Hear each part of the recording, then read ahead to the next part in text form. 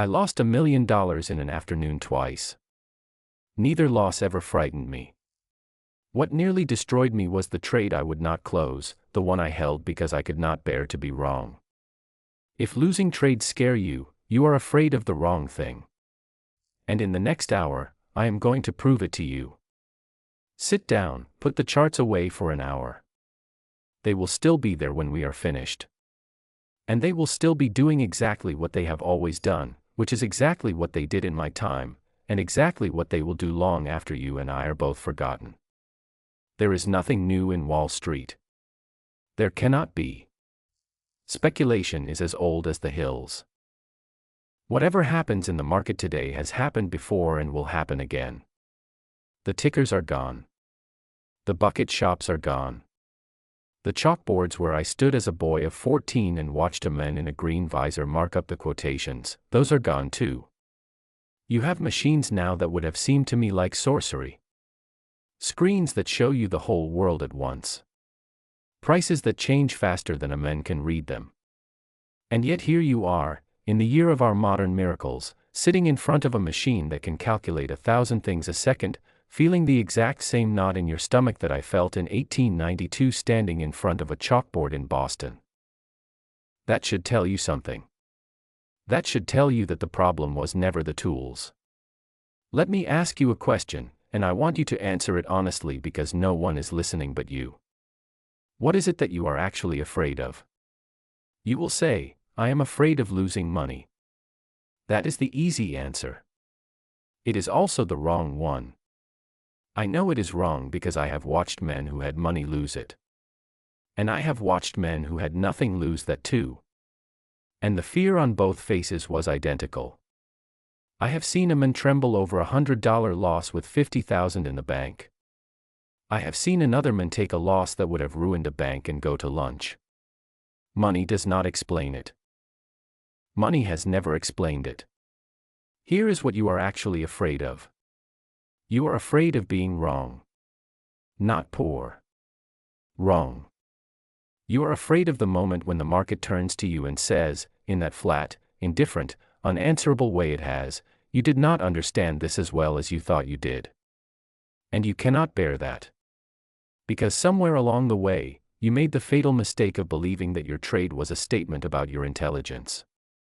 That your position was an argument you were making, and that a loss meant you had lost the argument. That is the disease. Everything else is a symptom. I want you to understand how dangerous that is, because it does not merely make you uncomfortable. It reverses you. It takes a man who could be a fine speculator and turns him inside out. There are 4 great enemies of the speculator: fear, hope, greed, ignorance. Every man who has ever lost money in the market lost it to one of these 4, and usually to 2 of them working together.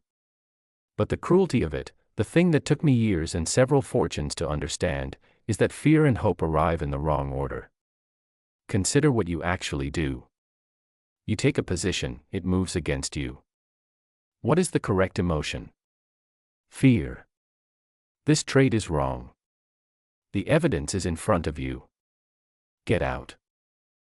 But that is not what you feel. You feel hope. You hope it comes back. You hope you were early rather than wrong. You hope tomorrow's opening reverses it. You sit there nursing that hope like a sick animal. And every hour it costs you money. Now consider the other case. You take a position, and it moves for you. What is the correct emotion? Hope. Let it run. Let it prove itself. There is more here. But that is not what you feel either. You feel fear. You feel terror that this small profit, this tiny, precious, fragile profit, will be taken from you. So you snatch it. You close the trade for a quarter of what it was going to give you. And you feel relief. And you mistake relief for skill. Do you see the machinery of it? You hope when you should fear, and you fear when you should hope. Your emotions are not merely unhelpful. They are precisely, surgically inverted. They are a compass that points south. This is why the man who is scared of losing trades does not simply lose. He loses in a very particular pattern. Small winners, enormous losers. A record that looks like a man winning most of the time and going broke anyway. If you have ever looked at your own statement and thought, I win more than I lose. Why am I not rich? That is your answer. You are not being punished for being wrong. You are being punished for how you behave when you are wrong. Now, let me tell you what fear actually is, mechanically, because I do not want you to think this is a lecture about your feelings. I have no interest in your feelings. I am interested in your account.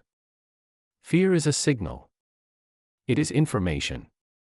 And the information it carries is almost always one of two things. The first, you do not know what your loss will be. Uncertainty is what frightens men, not loss. Uncertainty. A man who knows he will lose $200 is calm. A man who does not know whether he will lose 200 or 20,000 is in terror. And he should be, because he is in genuine danger, and his nerves are correctly reporting it. If you sit down at a table and do not know the maximum stake, you are not speculating. You are being fed to something. The second, you are too large. I will come back to this because it is the whole of a later section. But understand it now. 9 times out of 10, the man who cannot sleep because of a position does not have a psychology problem. He has an arithmetic problem. He has taken a size that his account cannot absorb, and his nervous system is telling him the truth about it. No amount of meditation will fix a position that is too big. The market will fix it for him, and the market's methods are not gentle. So when you feel that fear, that particular sick feeling at the open, I do not want you to fight it. I do not want you to breathe deeply and affirm yourself. I want you to interrogate it. Ask it, what are you telling me? Do I not know my loss?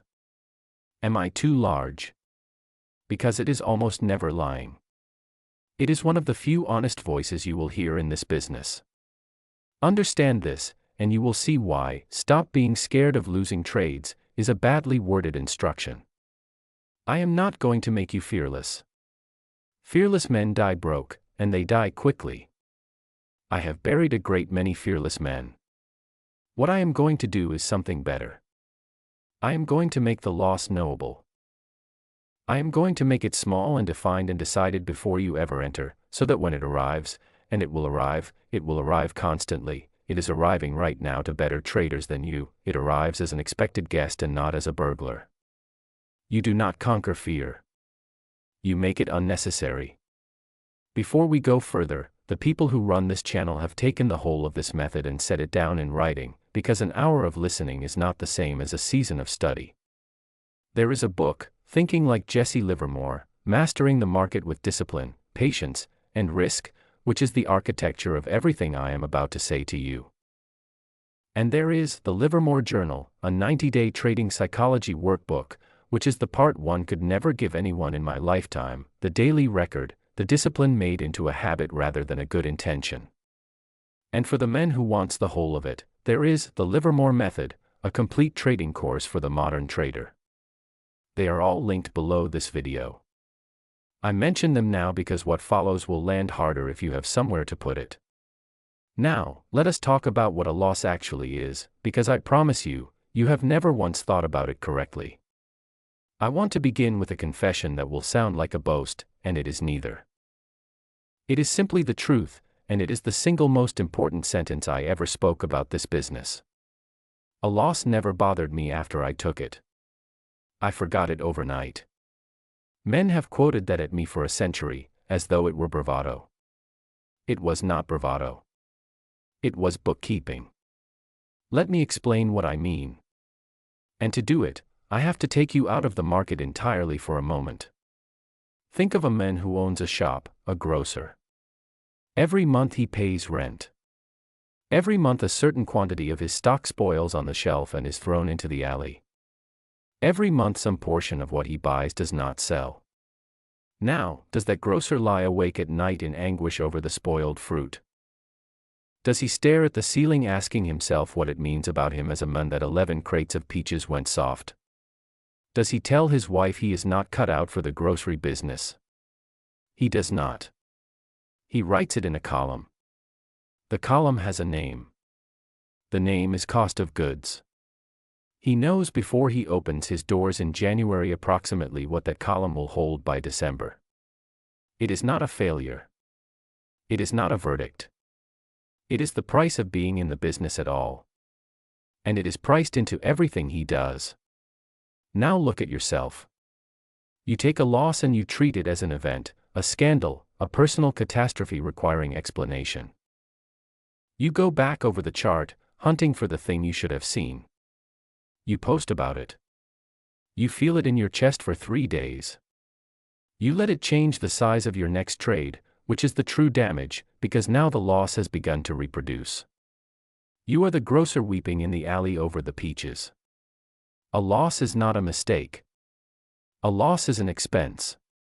Read that again and let it settle, because everything downstream of it depends on it. You are in a business. The business has a cost of goods. The cost of goods is losses. You will pay it every month for as long as you are in the business. And if you ever stop paying it, it means you have stopped trading, which means you have gone out of business. The finest speculator who ever lived is wrong constantly. Not occasionally. Constantly. I was wrong far more often than I was right. My record, if you laid it out honestly, is a long, ugly parade of small mistakes punctuated by a handful of enormous, magnificent correctnesses that paid for all of it and left a fortune on top. That is the shape of the thing. That is the only shape it has ever had. So why do I say the loss never bothered me? Because I had already decided what it would cost me before I took the position. There was no news in it.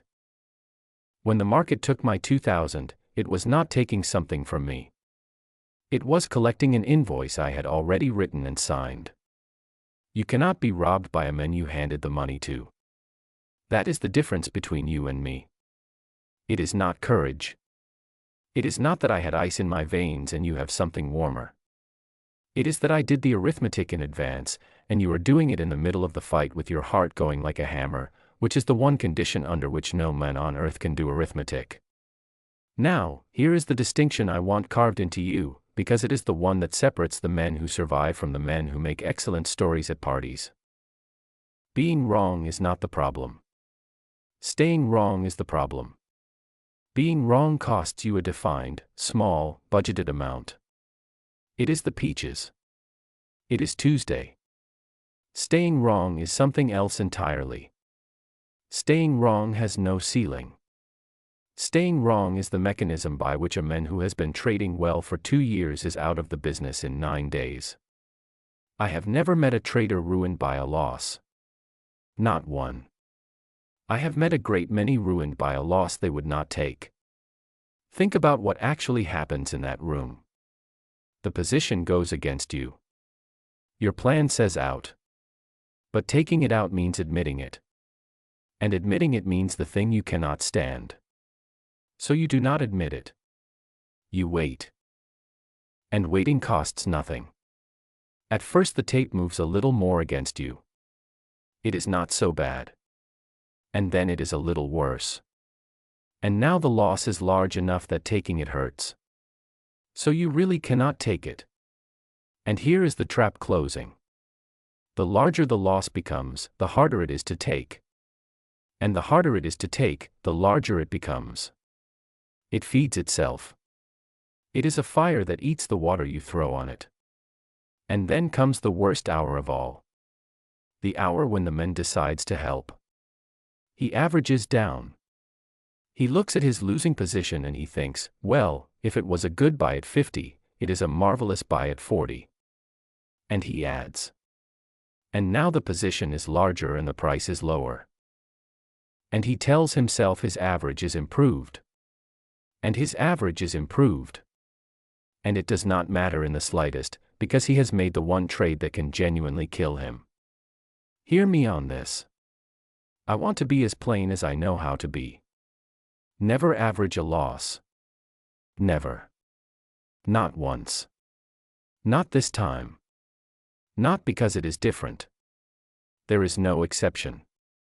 I have looked for the exception my whole life, and it does not exist. When you average down, you are not managing a position. You are paying money for the privilege of not admitting you were wrong.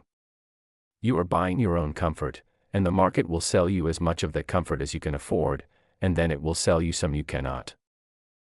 Every ruin I ever knew, mine included, and I was ruined more than once, has that trade in it somewhere. Look for it in the wreckage, and you will find it every time, like a body in the foundation. Now, let me give you the sentence that unlocks all of this. It is the oldest thing I know and the truest. The market is never wrong. Opinions often are. Understand what a gift this is. This is not a scolding. This is the thing that sets you free. If the market cannot be wrong, then when price moves against your position, no argument is being had. No verdict is being delivered on your character.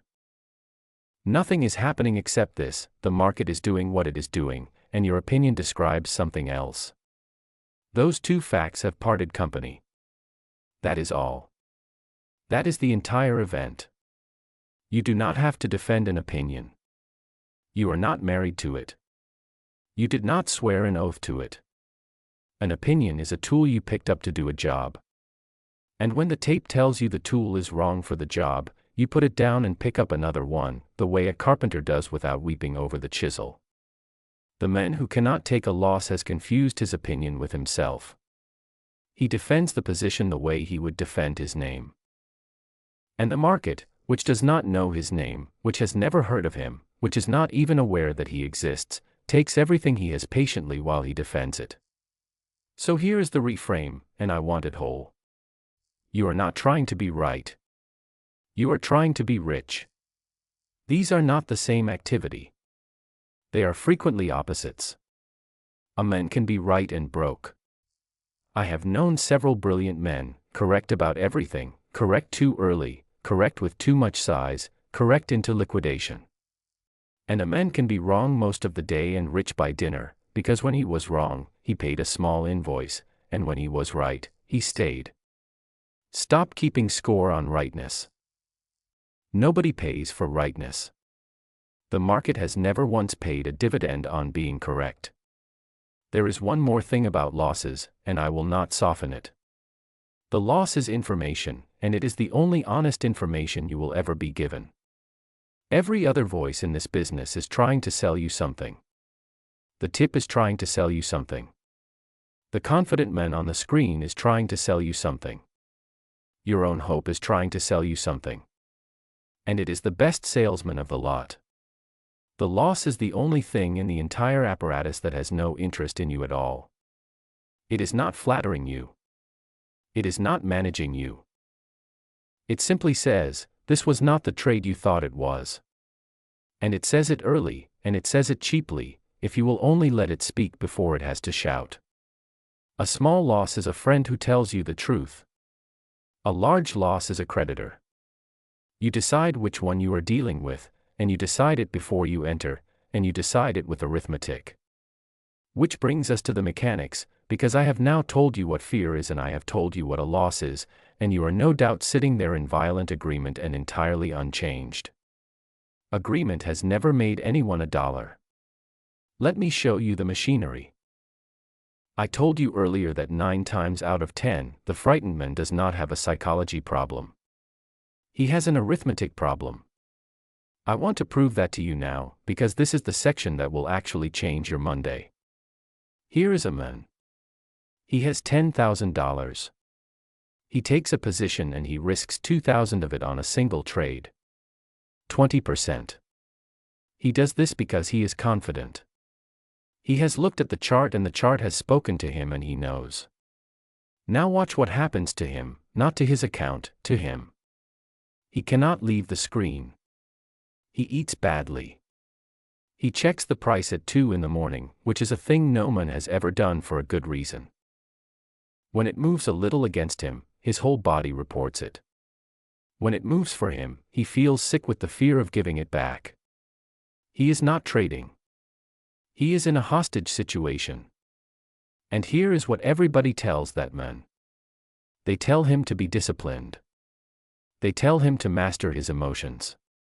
They tell him he lacks the mental fortitude of the great speculators. That is a lie, and it is a cruel one, because it sends him hunting inside himself for a defect that is not there. The man does not lack fortitude. The man is too big. His nervous system is functioning perfectly. It has assessed the situation, determined that 5 consecutive ordinary losses, 5, which is nothing, which happens to everyone, which is a slow Tuesday, would erase his entire ability to participate in this business, and it has sounded the alarm it is designed to sound. His fear is not a malfunction. His fear is the only thing in the room doing its job. Now take the same man and let him risk 1%. $100. He is not brave now. Nothing about him has changed. He did not read a book on Stoicism over the weekend. He is the same trembling animal he was on Friday. But the alarm does not sound, because there is nothing to sound it about. 5 losses in a row is $500 and a shrug. 10 losses in a row and he is still standing, still solvent, still in the business, still able to be there for the one trade in 20 that pays for the year. You do not develop nerve. You engineer a situation that does not require any. That is the whole secret, and it is not a secret at all. It is arithmetic, and it has been sitting in the open for 100 years while men look past it for something more interesting. So your size is your psychology. Not a metaphor. Not an analogy. The same thing. If you feel fear, cut your size until the fear stops. That is not weakness. That is calibration. You are tuning the instrument until it reports honestly. Now let me give you the way I actually entered a position, because I never once in my life did what you do. You decide you like something and you buy all of it, the whole position at once. Then you sit there and pray. I never did that. I probed. I would take a small piece, a fraction of what I intended to eventually own, a pilot, and I would put it into the market for one purpose only, and it was not to make money. It was to ask the market a question. The question was, am I right? Not, do I think I am right? I already knew that. I would not have bought otherwise. My opinion is free and worth what it costs. The question was whether the market agreed, and there is only one way to find that out, and it is not more analysis. You put a small piece in and you watch what happens to it. If the position went against me, I had my answer. The answer was no, and it cost me almost nothing to get it because I had asked with a fraction. I took my small loss and I went away and thought about something else. The market had spoken and I was not going to argue with it. What would I argue with? It has no ears.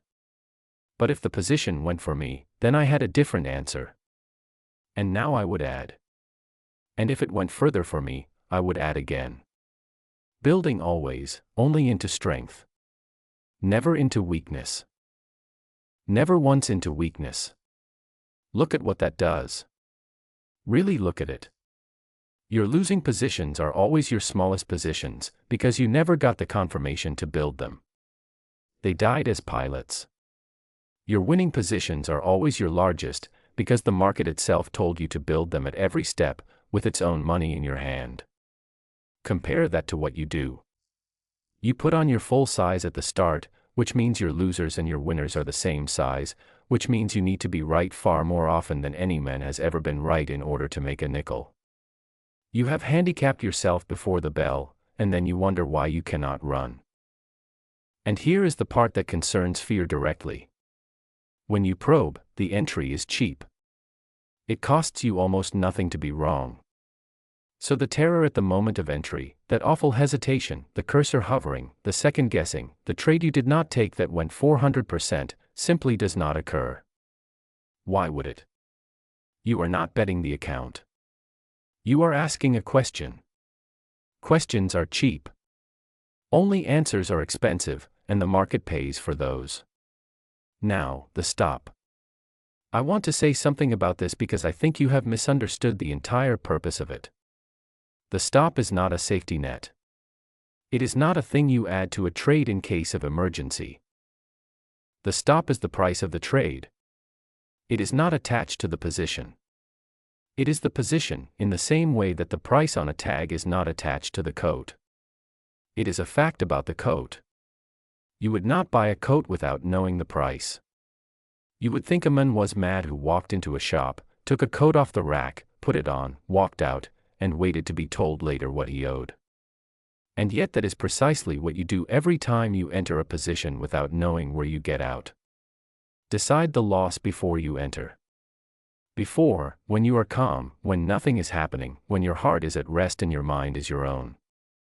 Because I will tell you what you already know. The mind that will be present at the moment the stop is hit is not this mind. It is a different creature. It is frightened. It is hoping.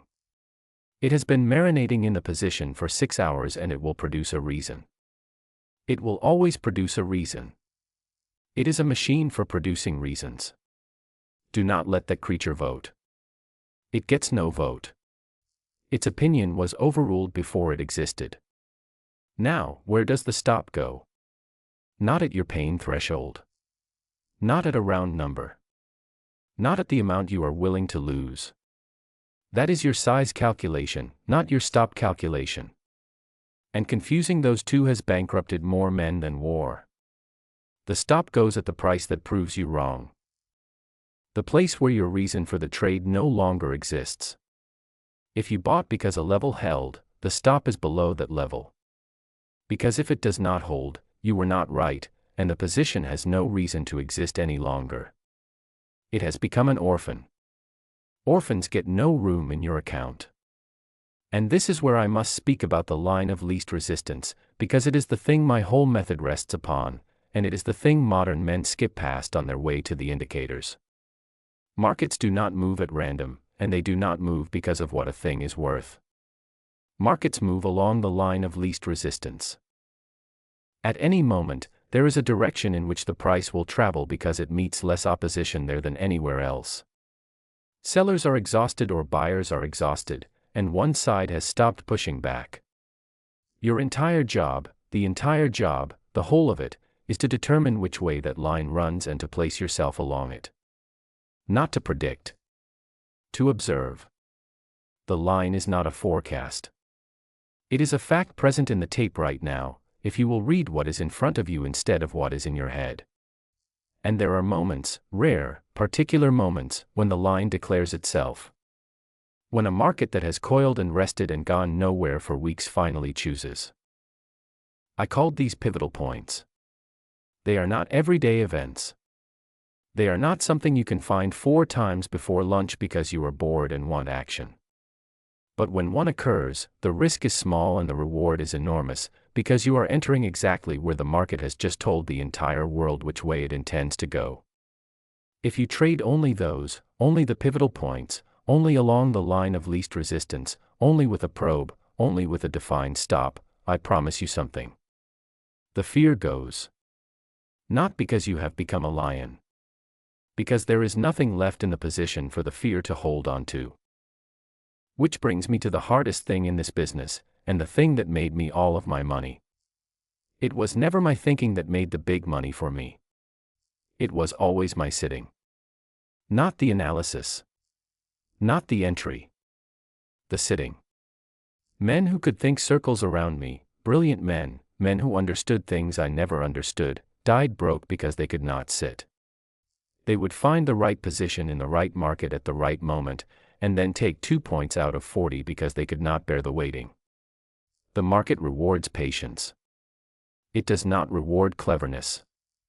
It has never once paid a man for being clever, and I have watched it pay fortunes to men who were merely still. The whole of this, the probe, the pivot, the line, the sitting, the ledger I kept every day of my life, is what the course below is. The Livermore method, a complete trading course for the modern trader. This section is the doorway. The course is the house. I am going to tell you something now that most men who admire me do not know, and the ones who do know it prefer not to dwell on it. I went broke, not once. Not as a young man learning his trade, which would be forgivable and even charming. I went broke as a man who had already made millions. I went broke after I had done the thing everyone remembers me for. I have stood in the wreckage of my own fortune more than once, owing money I could not pay, having been the richest speculator in America. And I had to walk back into the same market that had just destroyed me and start again with nothing but my nerve and a borrowed stake. I tell you this for one reason. Not for sympathy. I would not know what to do with it. I tell you because it means the discipline is not a gift. You have it in your head that men like me were born with something, some cold thing in the blood that you do not have. And you use that idea as an excuse, though you would never call it that. You say, he was Livermore. He was different. He had the temperament. And so you excuse yourself from the work, because you have decided the work only pays for men who were already going to win. I was not born with it. Every single rule I have given you today, I learned by breaking it and paying for it. Not once.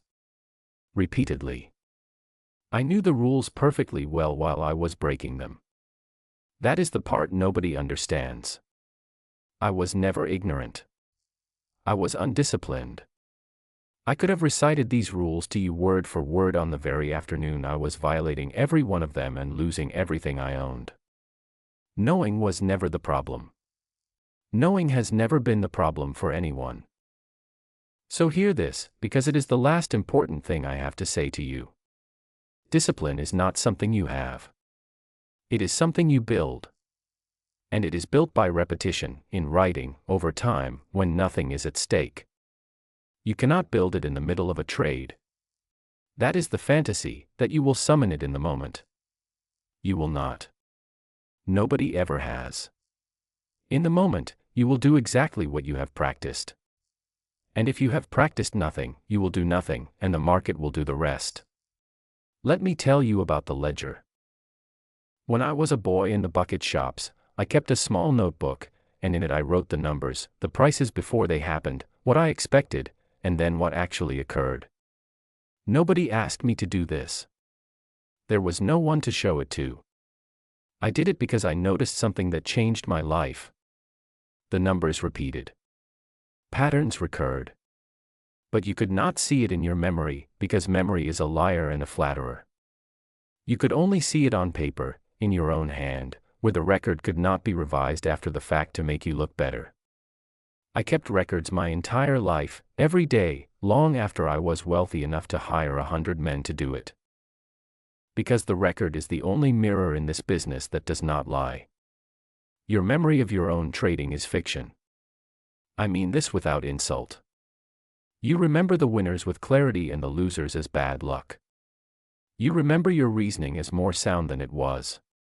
You have edited yourself constantly without ever once noticing you were doing it. And you have been trading against a version of your own history that never happened. Write it down, and the editing stops. That is all. That is the entire mechanism. Write down what you expect before it happens, and the market itself grades your paper, and you cannot appeal the grade. Now, why 90 days? Because that is roughly how long it takes for a thing to stop being a decision and start being a reflex. Not 30. 30 days is a mood. 90 days is long enough that you will pass through everything. A winning streak that makes you reckless. A losing streak that makes you doubt everything. A period of boredom so total that you will invent a trade just to feel alive. And that last one, the boredom, is the one that will teach you the most. Because the trade you take out of boredom is the truest picture of who you actually are. 90 days is long enough to meet yourself. That is why the workbook below, the Livermore Journal, a 90-day trading psychology workbook, is 90 days and not a weekend. It is a season, and it is meant to be. It is the one piece of this I could not hand anybody in my own lifetime. And it is the piece I would have wanted most. So let me leave you with the rules, not as inspiration, as instructions. Take them and use them tomorrow. 1. Decide the loss before the entry. Not the target. The loss. If you cannot state it in a number before you click, you do not have a trade. You have a wish with a ticket. 2. Size until the fear stops. Cut it. Cut it again. Keep cutting until you can walk away from the screen and eat a meal. If you cannot leave the room, you are too large, and no virtue will save you. 3. Probe. Never plunge. Ask the market a small question. Let the answer tell you whether to ask a bigger one. 4. Add only to winners. Never to losers. Never. There is no exception. There has never been an exception. The exception is how men die. 5. Take the small loss immediately and forget it by morning. It is the peaches in the alley. It is Tuesday. Write it in the column and go to bed. 6. Sit. When you are right and the market is proving you right, do nothing. Doing nothing is the hardest and best paid work in this business. 7. Write it down every day. Before, not after. The record is the only honest thing you own. 8. When there is nothing to do, do nothing. There is no prize for attendance. Cash is a position. It is often the finest position on the board. And now the last thing. You came here because you are scared of losing trades. I want you to notice that I never once told you to stop being scared. I did not tell you to be brave. I have no use for brave men. The graveyard of this business is full of them. And they were all very brave right up until the end. I never told you to master your emotions or to visualize success or to want it badly enough. Wanting it badly enough is how men lose everything they have. The market has never in its history given a single dollar to a man because of how much he wanted it. What I told you was this. The fear was never irrational. It was correct. It was the only honest instrument you had. And it was correctly reporting that you had entered a game whose stakes you had not defined and whose size you could not survive. It was not your enemy. It was the last friend you had, shouting at you in a room where everything else was lying. So do not silence it. Answer it. Define the loss, and the fear has nothing to be uncertain about. Cut the size, and the fear has nothing to be alarmed by. Take the small loss without ceremony, and the fear has nothing left to protect. And then one morning, and I cannot tell you which morning, but it will come, you will take a loss, and you will notice with a kind of quiet surprise that you did not feel anything at all. You simply closed it and wrote it down and went to look for the next one. And in that moment, you will have stopped being a man who trades and become a speculator. And the difference between those two things is the difference between everything and nothing. There is nothing new in Wall Street. There is nothing new in you either. The fear you feel tonight was felt by men standing in front of chalkboards in Boston in 1892.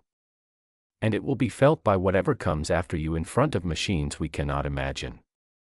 You are not broken. You are not uniquely weak.